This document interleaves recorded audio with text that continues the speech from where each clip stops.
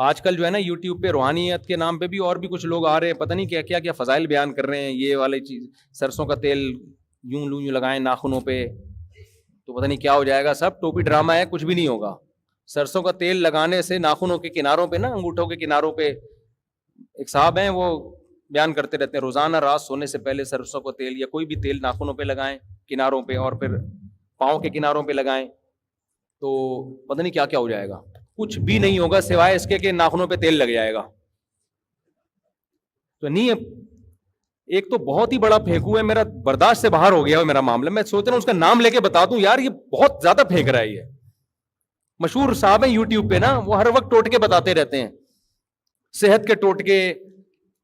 بہت زیادہ برداشت کر لیا میں نے. لوگ بھیج رہے ہوتے ہیں اور اس کی عقیدت لوگوں کے دلوں میں اتنی ہے، پورے رسالے چھپ رہے ہیں ہر مہینے، اچھے علماء پڑھے لکھے لوگ، یہاں تک کہ ڈاکٹر بھی اس کے پاس جا رہے ہیں، اور وہ پھینکے جا رہا ہے کلونجی سے یہ ہو جائے گا، اجوائن سے یہ ہو جائے گا، لونگ کھانے سے تمہاری 4 شادیاں ہو جائیں گی.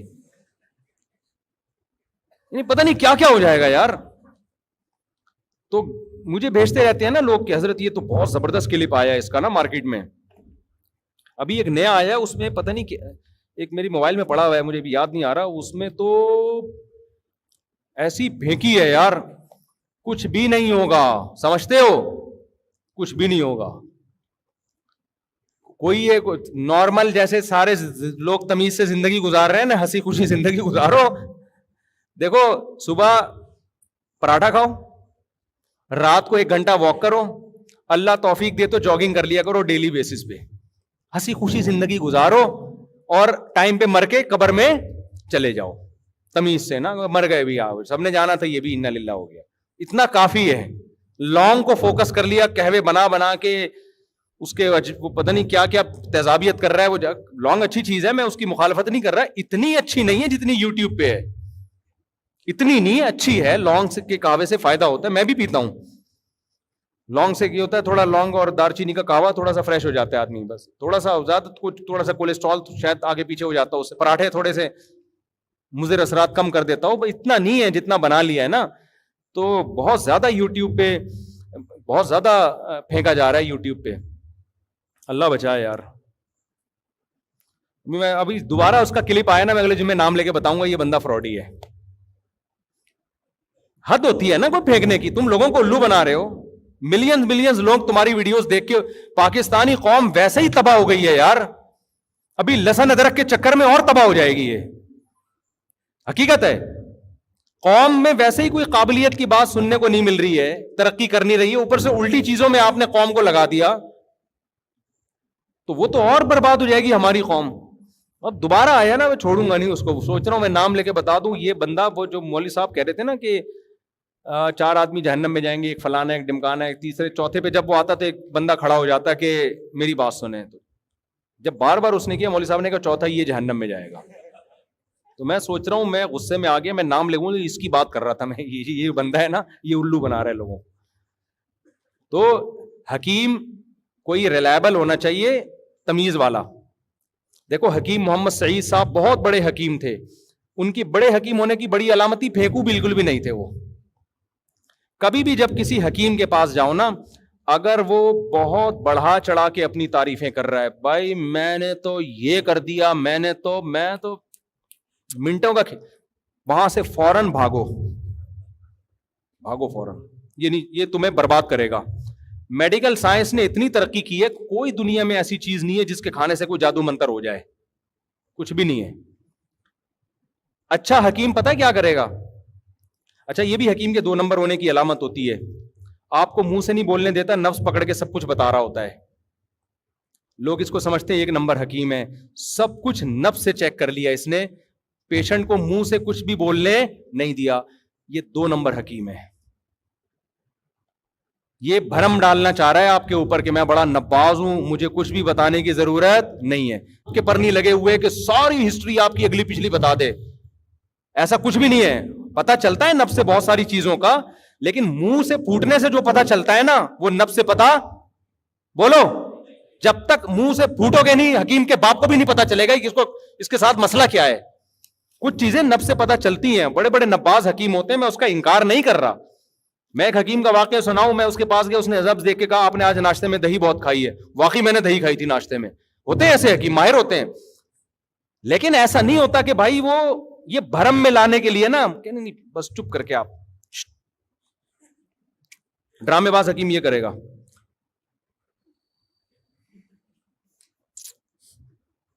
آپ کہتے ہو یار یہ ہوتے ہیں, کیا حکیم ہے یار, سب کچھ پتا چل گیا اس کو میرے بارے میں. کچھ بھی نہیں پتا چلا ہوتا اس کو آپ کے بارے میں. جو سمجھدار ہوگا بعض دفعہ تو وہ نبض چیک ہی نہیں کرتا, وہ کہتے ہیں منہ سے پھوٹنے سے پتا چل رہا ہے کہ اس کو کیا بیماری ہے, تو نبض کیوں چیک کروں میں. اور بعض دفعہ وہ چیک بھی کر لیتا ہے کہ چلو یار کچھ چیزیں نبض سے اندازہ ہو جاتا ہے, تو وہ نبض بھی چیک کرے گا, منہ سے بھی بولے گا, منہ سے پھوٹ بھائی تیرے تو گونگا ہے کیا, بولنا کیا مسئلہ ہے تیرے ساتھ. تو جو زیادہ بھرم میں لے رہا ہے نا, میں نے بڑے بڑے علماء کو حکیموں کے سامنے خدا کی قسم بڑے بڑے علاموں کو بے وقوف بنتے ہوئے دیکھا ہے میں نے, ان کی چرب زبانی کی وجہ سے. میں ان علماء کے نام نہیں لینا چاہتا, وہ ناراض ہو جائیں گے. بڑے بڑے ذہین لوگوں کو جیسے روحانی عامل بے وقوف بناتے ہیں, اسی طرح حکیم بھی بے وقوف بناتے ہیں. ایسے ایسے واقعات ہوتے ہیں نا کہ میں یہ آیا تھا آغا خان کا ریجیکٹڈ مال تھا, میں نے اس کو صحیح کر, ہو سکتا ہے کوئی صحیح بھی ہوا ہو, میں انکار نہیں کر رہا, اتنا نہیں ہے جتنا بنایا جا رہا ہے. سمجھدار حکیم ہوگا نا, جو واقعی ریلائبل ہو, کسی ادارے سے پڑھا ہوا ہو, اس کا کوئی ٹیچر ہو جو پراپر وے میں پڑھ کے آیا ہو, وہ آپ کو بولے گا جی نبض بھی دیکھے گا, منہ سے بولے گا پھوٹ دو تیرے کو جو بیماری ہے منہ سے بتا دے, ٹھیک ہے نا. آپ بتاؤ گے جی قبض ہے یا جو بھی مسئلے چل رہے ہیں آپ کے ساتھ, پھر وہ غور کرے گا, فکر کرے گا, تھوڑا سوچے گا. اس کے بعد بخار ہوگا تو کہے گا پیناڈول ہی کھا لے یار, تو معجون کھانے کی تیرے کو ضرورت کیا ہے. جب پیناڈول ایک 5 روپے کی مل رہی ہے مارکیٹ میں, 2 گولی کھانے سے بخار اترتا ہے, تو میں اپنے کلاکاریاں کیوں دکھاؤں, ٹھیک ہے نا. وہ بعض دفعہ ایلوپیتھک دوا بھی لکھ کے دے دے گا. ہمارے ایک جاننے والے حکیم تھے, بڑے اچھے بیچاروں, کراچی کے حالات جب خراب ہوئے انہوں نے گولی سے ہی اڑا دیا, ان کو بیچاروں کو شہید کر دیا جب حالات نہیں خراب ہوئے تھے. تو بڑے اچھے حکیم تھے. مجھے بخار بہت تیز ہو گیا تھا, وہ میں نے ہجامہ بہت زیادہ کروا لیا تھا نا. ہجامہ کے نام پہ بھی بہت الو بنایا جا رہا ہے لوگوں کو. ہجامہ ٹھیک ہے لیکن اس میں بھی چورن بک رہا ہے, بہت زیادہ منجن بک رہا ہے. تو انہوں نے مجھے, میں نے کہا, میں ان کو فون کیا مجھے بخار, انہوں نے کہا پیناڈول کھا لو بھائی, پیناڈول کھا لو, ٹھیک ہے نا. تو بالکل صحیح بات کی انہوں نے کہ یار بخار کے لیے تو ایک مشہور دوا ہے, ساری دنیا میں چل رہی ہے, تو پیناڈول کھا لو آپ, اس میں کیا جا رہا ہے. تو اچھا حکیم ہوگا بعض دفعہ آپ کو ایلوپیتھک دوا بتا دے گا, ہاں جو حکمت میں ہوں گی تو وہ بتائے گا. جو بھی کہہ رہا ہے نا اس کے پاس وہ کچھ ہے جو دوسروں کے پاس نہیں ہے, اس کا مطلب یہ 1 نمبر کا پھینکو ہے. حکمت کا علم صدیوں سے آ رہا ہے. ایسا کوئی حکیم نہیں ہے کہ جس کے سینے میں ایسے علوم ہیں جو دوسرے کو ملے ہی نہیں ہے. تیرے علم میں ہیں تو اس کے علم میں بھی ہوں گے, تجربے سب کے پاس ہیں. کچھ دوائیں حکمت کی ایسی ہیں جو صدیوں سے مجرب ہیں, ان میں تو میں لوگوں کو کہتا ہوں ایلوپیتھک کی طرف نہ جاؤ, حکیم وہ چیزیں حکیموں سے کھا لو, وہ مشہور دوائیں پھر کبھی نام لے کے بتائیں گے ان دواؤں کا انشاءاللہ, وہ بہت زبردست دوائیں ہیں. اچھا کچھ دوائیں ایسی ہیں جو حکیموں ڈاکٹروں کے پاس علاج ہی نہیں ہے اس کا. کچھ بیماریاں ایسی ہیں کہ ایلوپیتھک میں اس کا علاج نہیں ہے مگر اتنا اچھا نہیں ہے, ان کا حکیموں کے پاس زیادہ اچھا علاج ہے. کچھ ایسی بیماریاں ہیں, یعنی جلدی بھی ہوتا ہے اور اچھا بھی ہوتا ہے, سائڈ افیکٹ بھی نہیں ہوتے. لیکن کچھ بیماریاں ایسی ہیں حکیم کے باپ کے پاس بھی اس کا علاج بولو نہیں ہے, یا ہے مگر بہت دیر سے اثر ہوگا. اس کا بھی امکان ہے مریض کا انا للہ ہی نہ ہو جائے.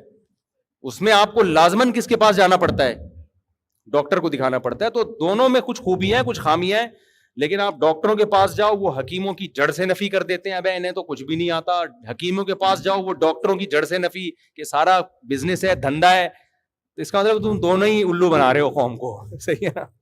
دونوں کیا کر رہے ہو, الو بنا رہے ہو. حکمت میں بہت ساری چیزوں کے بڑے بہترین علاج ہیں اور اس کے سائڈ افیکٹ بھی کم ہیں, لیکن بہت ساری چیزوں کے ایلوپیتھک کے پاس ہی ہیں, اس میں حکیم کے پاس نہیں ہوتا. حکیم بھی چھپڑ میں ڈاکٹر ہی کے پاس جا رہا ہوتا ہے, کلینک بند کر کے بولتا ہے بھاگ بیٹا یہاں سے, ابھی ڈاکٹر نے اگر ٹیکا نہیں ٹھوکا نا تو میرا چورن چٹنی میرے کام نہیں آئے گا مجھے.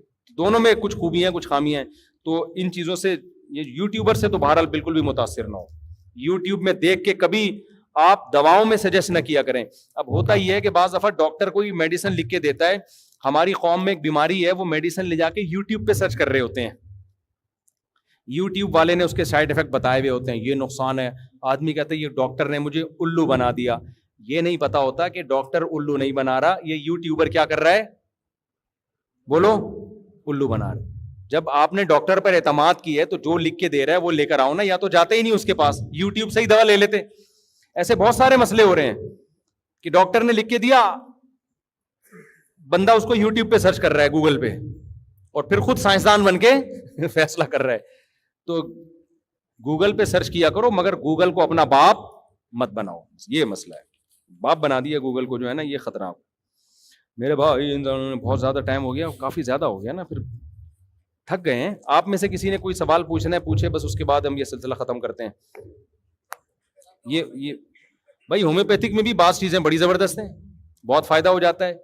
اچھا ایک بات ہے ہومیوپیتھک میں کوئی ڈاکٹر نہیں ہوں بھائی, میری بات کو حرف آخر نہ سمجھیں.